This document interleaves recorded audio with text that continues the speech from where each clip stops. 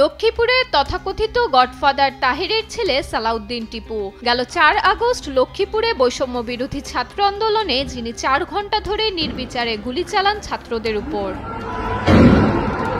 যুবলীগ নেতা টিপু বাহিনীর গুলিতে সেদিন ৪ ছাত্র সহ নিহত হন ১২ জন, গুলিবিদ্ধ হন কয়েকশো ছাত্র জনতা।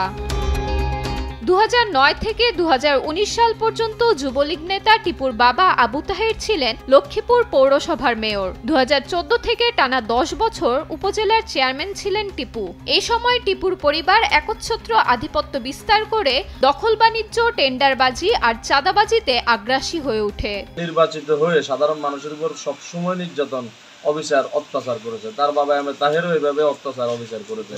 তার পুরো পরিবারই একই অবস্থা। সে তার বন্দুক দিয়ে, নিজস্ব ব্যক্তিগত বন্দুক দিয়ে এবং অবৈধ বন্দুক দিয়ে সেদিন ছাত্র জনতার উপরে যেভাবে গুলি ছুটছে এবং চারজন সাধারণ ছাত্র মারা গেছে এবং শত শত মানুষ গুলিবিদ্ধ হয়ে আহত হয়েছে।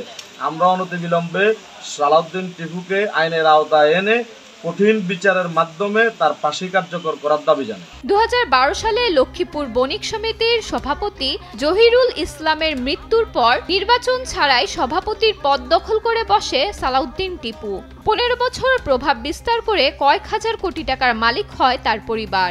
টিপু বিভিন্ন সময়ে অবৈধভাবে নির্বাচনে এসে জমি দখল, ব্যবসা, চাঁদাবাজি, বাজার ব্যবসায়ীদেরকে সিন্ডিকেট করে বণিক সমিতি দখল সহ শহরে তার কয়েকটা বাড়ি পর্যন্ত আছে, এত পরিমাণ লুট করছে। পৌর এলাকায় টিপু পরিবারের রয়েছে একাধিক বাড়ি। ঢাকায় ৮টি ফ্ল্যাট, রাজধানীর মিরপুর ও বনশ্রীতে ৪টি বাড়ি। এর বাইরে মিরপুরে আছে ২৫ কাঠার উপর একটি মার্কেট। এছাড়া কক্সবাজারে আছে 3 স্টার মানের ৩টি হোটেলের মালিকানা। এই পরিবারের কালো সম্পদ দেশের গণ্ডি পেরিয়ে পৌঁছেছে বিদেশেও। ভারতের পশ্চিমবঙ্গে তাদের একটি বাড়ি রয়েছে বলেও জানা যায়। এছাড়া টিপুর ব্যবসা রয়েছে সৌদি আরব, মালয়েশিয়া ও দুবাইয়ে। আবু তাহের ও তার ছেলে সালাউদ্দিন টিপু লক্ষ্মীপুর জেলা বিএনপির সাংগঠনিক সম্পাদক নুরুল ইসলাম, শিবির নেতা মহসিন জায়েদ হত্যা মামলায় জেল খেটে ২০০৯ সালে বের হন। অবশ্য জেলেই থাকতে হয় তাহেরের বড় ছেলে ফাঁসির দণ্ডপ্রাপ্ত আফতাবউদ্দিন বিপ্লব ওরফে বড় মিয়াকে।